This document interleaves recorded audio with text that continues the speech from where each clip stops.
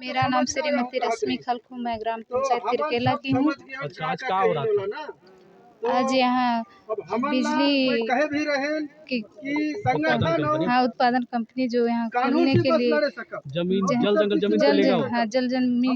जंगल जमीन को लेने के लिए जो कंपनी बैठने वाली है, वो कंपनी के लोगों से हम लोग बातचीत वार्तालाप करने के लिए यहाँ आए थे। उसमें हम लोग का यह कहना है, जो कंपनी बोल रही थी कि यहाँ नौकरी देंगे, तो ये नौकरी हमें नहीं चाहिए। और ये कंपनी का कहना है कि यहाँ जब कंपनी बैठेगी तो यहाँ पक्की की सड़क बनेगी। इतना दिन तो यहाँ पक्की की सड़क को सरकार देखी नहीं, और कंपनी को हम लोग बिल्कुल यहाँ सर्वे तक नहीं करने देंगे, ना यहाँ का एक ठो पत्ता लेने देंगे और ना ही यहाँ का एक ठो पेड़ कटने देंगे। पूरा विरोध रहेगा।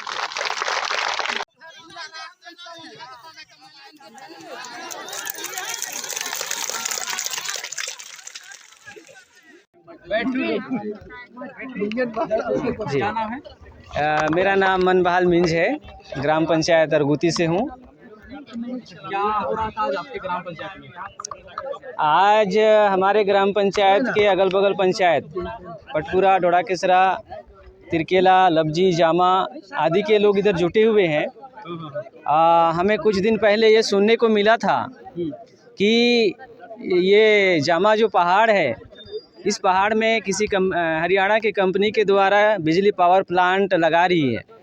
उसी के संबंध में परसों सभी लोग कलेक्ट्रेट गए हुए थे और कलेक्ट्रेट में इस प्रोजेक्ट के बारे में कुछ कागज़ का जानकारी लेने गए थे, पर कुछ कागजी कार्रवाई नहीं मिला।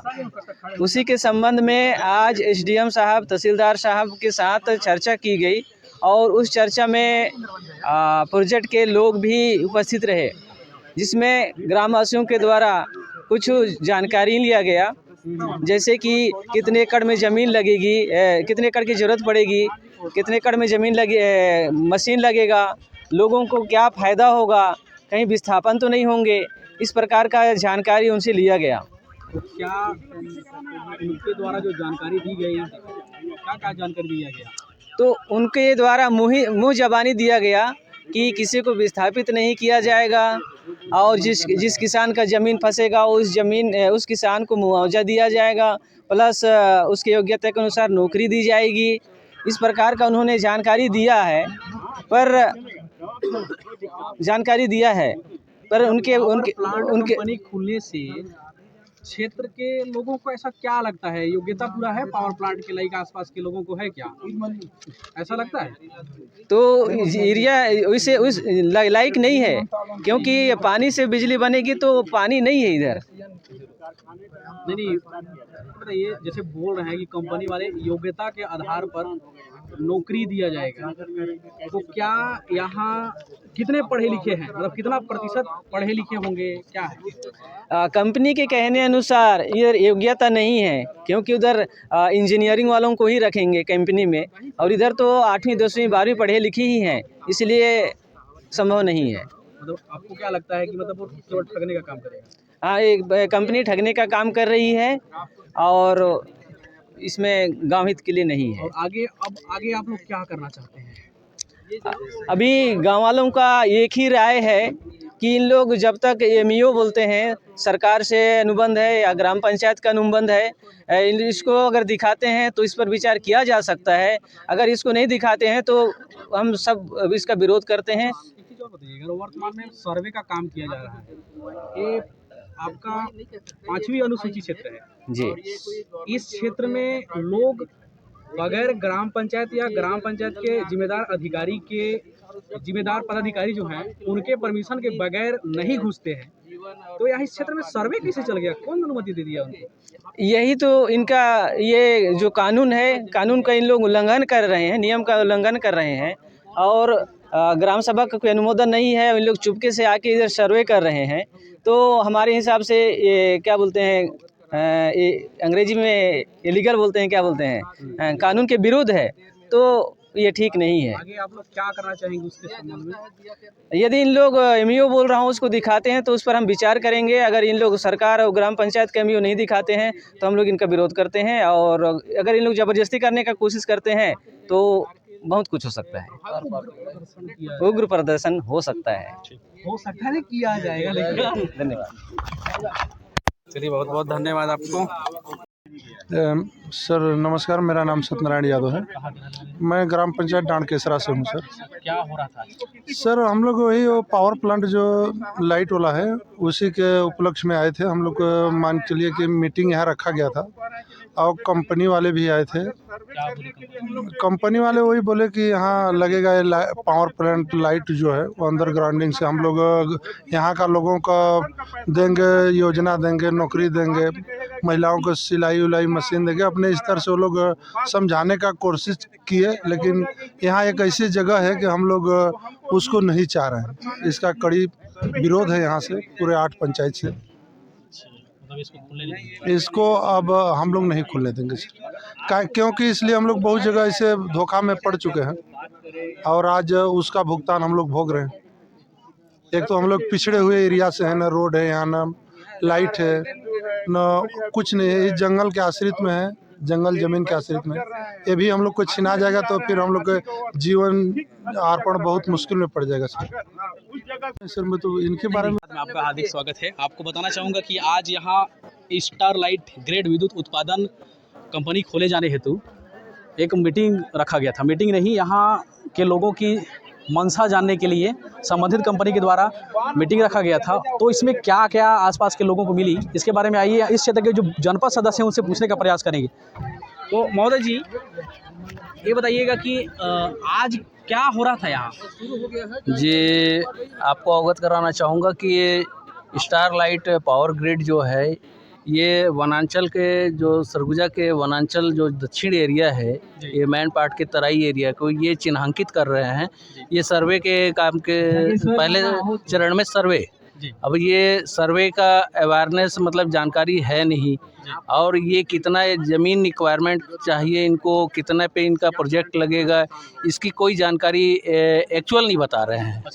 तो वो अगर 1800 बताते हैं और 200 हेक्टेयर ज़मीन इनको चाहिए, तो ऐसी स्थिति में 200 हेक्टेयर कहाँ पे मिलेगा एक चक? या मान भी लेते हैं ये स्टेप बाय स्टेप में, ऊपर की लाइन में भी अगर 100 एकड़ चाहिए, नीचे भी 100 एकड़। अगर किसी एक गांव की अगर 100 एकड़ की ज़मीन जाती है तो वहाँ के जो निवासरत जो मूलभूत सुविधाओं से हैं, जैसे उनका खेती बाड़ी है, जंगल है, वो सारा चला जाएगा। मतलब कुल मिला के 2 गाँव इसमें 100% प्रभावित होंगे। और इस प्रभावित में उनका भाई सारे चीज़ अधोसंरचना चला जाएगा, उनकी संस्कृति परंपरा, जंगल से जो प्रेम है, स्नेह है, और उनके आदिदेव महादेव वगैरह जो ही है, पर्वत पूजा वगैरह करते हैं, खेत खार पूजा करते हैं, ये सारे चीज़ छिन्न भिन्न होंगे ही। और साथ में यहाँ पे जो प्रकृति का इतना सुंदर वातावरण है, अब ये वातावरण में जैसे देखते होंगे आप लोग, कई वर्षों से देख रहे होंगे कि 4-5 साल से लगातार यहाँ पे हाथी आ रहे हैं, बल्कि उससे पहले से आ रहे हैं। हाथियों का इसी रूट से आना जाना है, यहीं पे उनका ठहराव होता है। साथ में यहाँ पे जंगली जानवरों का भी निवासरत है। कुल मिला के अगर किसी भी परिवार का घर उजड़ना या किसी भी जीव जंतु का जंगल उजड़ना, घोंसला उजड़ना, ये सीधा सीधा कतिपय मनुष्य के लिए अच्छा नहीं होगा, प्रकृति के लिए अच्छा नहीं होगा। जब प्रकृति का अच्छा नहीं होगा तो स्वाभाविक है यहाँ पे विनाश होगा। मतलब ये एक चीज़ है कि यहाँ लगातार हाथी आते रहते हैं। जैसे श्योर, कंपनी खुलेगी तो मान लीजिए यहाँ पास मानव और हाथी का द्वंद्व जो है वो बढ़ जाएगा। 100% बढ़ेगा, क्योंकि वो कंपनी अपना बाउंड्री श्योर लगाएगा, अपनी सुरक्षा के लिए लगाएगा ही। ऊपर कॉलोनी इस्टेब्लिश करेगा और स्ट्रक्चर खड़ा करेगा और डैम वैम बनाएगा, तो वो सारा चीज़ घेर के रखेंगे ही वो। और घेर के रखेंगे तो कुल मिला के बाउंड्री से बाहर जब हाथियों का आना जाना होगा तो सीधा गांव में प्रवेश होगा, हाथियों से द्वंद्व होगा। तो अब क्या लगता है आप लोग को कि नहीं, मतलब कंपनी को खोलना है या विरोध रहेगा पूरा? चूँकि कंपनी अपने हिसाब से अभी लोक लुभावन भाई वादा कर रही है या अपनी बात रख रही है कि हम नौकरी देंगे, ये देंगे, विकास कराएंगे, तो भाई ठीक है, विकास के हम विरोधी नहीं है, लेकिन इस विकास के साथ में कहीं ना कहीं विनाश तो दिख रहा है। अब खुद एक्सेप्ट कर रहे हैं कि 200 एकड़ हेक्टेयर भूमि चाहिए, मतलब विनाश चाहिए, होगा ही विनाश, निश्चय ही। जी जी अच्छा, ये बताइए कि पूर्व में भी जी इस क्षेत्र में काफ़ी ज़्यादा देखा गया है कि नहीं, मतलब ये पिछड़ा एरिया है, बाकी आप सेंट्रल गवर्नमेंट भी मानती है कि आकांक्षी विकास खंड है, जी अर्थात यहाँ पास काफ़ी पिछड़े हुए हैं। जी। तो इससे पूर्व प्रशासन को ध्यान नहीं दिया क्या? मतलब देखिए, आज़ादी के आज 70-75 साल हो गए हैं। एक तो ऐसे भी अछूता रहे, बाउंड्री एरिया है, यहाँ से भाई 5 किलोमीटर आप इधर कोरबा देख लेंगे, आप उधर रायगढ़ देख लेंगे, और ये वनांचल क्षेत्र है, और सुदूर वनांचल क्षेत्र के तहत अब पिछड़ापन तो है ही, लेकिन यहाँ के जो निवासरत हैं, मूल निवासरत हैं, कोरवा भाई लोग हैं, पंडो भाई लोग हैं, उरांव, कंवर, यादव बंधु जो वन निवास रत हैं, तो ऐसे लोग 100% प्रभावित होंगे। और इनका जल जीवन स्तर आज मैं दावे के साथ कह सकता हूँ कि यहाँ पर उनका 50% आजीविका का साधन जो है जंगल है। अगर वो बोलते हैं कि प्लांट लगने से अगर इसका बेनिफिट है, तो मैं कह रहा हूँ कि गांव के लोग आज जो मूल रूप से शुद्ध रूप से आज चार, चिरौंजी, तेंदुपत्ता का दोहन या वनों का निस्तार, वो खेखरा नदी नाला से मतलब मछली उछली का जो भी है, या एक आदिवासी ट्रेडिशनल वो चीज़ है कि एक खेदा का वो चीज़ होता है, मतलब शिकार, जन शिकार होता है, ऐसा इनका वो चीज़, ये सारे चीज़ छूट जाएंगे इस कंपनी के इस्टेब्लिश होने से।